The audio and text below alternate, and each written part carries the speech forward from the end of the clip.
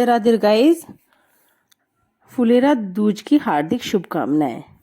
आज फुलेरा दूज है और आज के वीडियो में हम फुलेरा दूज की जो पौराणिक कथा है उसके बारे में बात करेंगे। फुलेरा दूज कब से मनाना शुरू किया गया, इसके पीछे क्या मान्यताएं हैं, वो मैं आज आपको इस वीडियो के माध्यम से बताने जा रही हूँ। राधा कृष्ण के प्रेम के विषय में तो हम सभी लोगों ने सुन रखा है। राधा रानी और कृष्ण की बाल लीलाएं, गोपियों के साथ उनका स्नेह के विषय में तो सभी जानते हैं। श्री कृष्ण बांसुरी बजाते थे और राधा रानी दौड़ी दौड़ी चली आती थी। ये अक्सर हम सुनते आ रहे हैं। एक बार की बात है, भगवान श्री कृष्ण अपने काम काज में बहुत ज़्यादा व्यस्त थे। तब कई दिनों तक उनको राधा रानी से मिलने का समय नहीं मिला, जिससे राधा रानी बहुत उदास रहने लगी। ना तो वे कुछ खाती थी ना पीती थी। पूरे दिन उनका किन्हीं चीज़ में मन नहीं लगता था। राधा रानी मुरझा सी गई थी और उनको देखकर गोपियां भी मुरझाने लगी। गोपियां और वृंदावन में सभी ग्वाल बाल सब चिंतित रहने लगे। राधा रानी की स्थिति दिन पर दिन खराब होती जा रही थी। राधा रानी को प्रकृति की देवी माना जाता है। जैसे ही राधा रानी मुरझाने लगी, नदियों जलाशय का पानी सूखने लगा, पेड़ पौधे मुरझाने लगे, चारों ओर बहुत ही दुखप्रद वातावरण सा छा गया। सभी लोग दुखी रहने लगे। राधा रानी किसी से बातचीत भी नहीं करती थी और बहुत ही दुखी रहती थी। तब जैसे ही भगवान श्री कृष्ण को पता चला कि राधा रानी इतनी दुखी है, इतनी उदास है, तब श्री कृष्ण तुरंत ही राधा रानी से मिलने वृंदावन आए।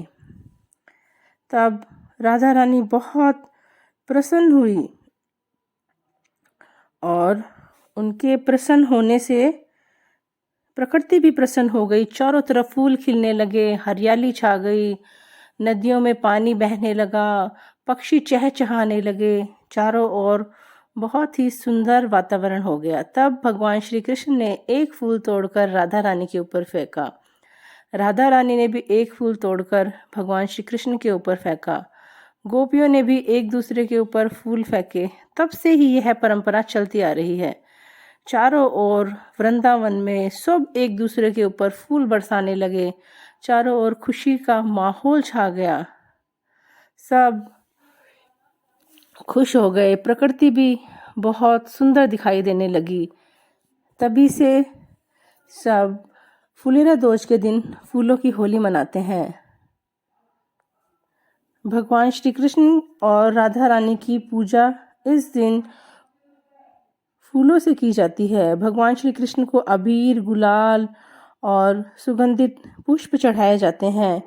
कुंवारी कन्याएं भी इस दिन व्रत रखती है कि उनको सुंदर वर मिले, और जो विवाहित स्त्रियां हैं वह भी व्रत करती है, जिससे उनके जीवन में सुख, शांति और प्रेम बना रहे और उनका वैवाहिक जीवन सुखद रहे और उनके वैवाहिक जीवन को मजबूती मिले। यह प्रेम और सौहार्द का पर्व है। इस दिन हमें राधा रानी को श्रृंगार की वस्तुएं जरूर चढ़ानी चाहिए और उन श्रृंगार की वस्तुओं में से एक वस्तु हमें अपने पास रखनी चाहिए। कहते हैं राधा रानी को श्रृंगार की वस्तुएं चढ़ाना इस दिन बहुत ही शुभ होता है और हमारे सुहाग की लंबी आयु होती है और हमारे घर में सुख शांति बनी रहती है। इस दिन मंदिरों में भी भगवान की पूजा पाठ होती है और भगवान श्री कृष्ण की बहुत सुंदर सजावट की जाती है। राधा रानी की भी सजावट की जाती है। चारों तरफ पुष्प ही पुष्प और खुशियों का माहौल होता है। यह एक अबूझ सावा भी होता है। इस दिन वैवाहिक कार्य और मांग, इस दिन हमें भगवान की पूजा पाठ करनी चाहिए और भगवान के मंदिर में भी जाना चाहिए, अपने घर में हमें भजन कीर्तन करने चाहिए। और अगर हमारा वृंदावन जाना हो तो हमें फुलेरा दोज के दिन वृंदावन जाकर वहाँ की रौनक देखनी चाहिए। वहाँ चारों ओर की सजावट, रोशनी बहुत ही अच्छी होती है, जो मन को मोह लेने वाली होती है। राधा रानी प्रेम के प्रतीक होते हैं और हमें अपने वैवाहिक जीवन में खुशी खुशी रहना चाहिए और भगवान राधा कृष्ण की पूजा पाठ करनी चाहिए। Thanks for watching. इसी तरह के वीडियो के लिए मेरे चैनल को लाइक, शेयर और सब्सक्राइब करें।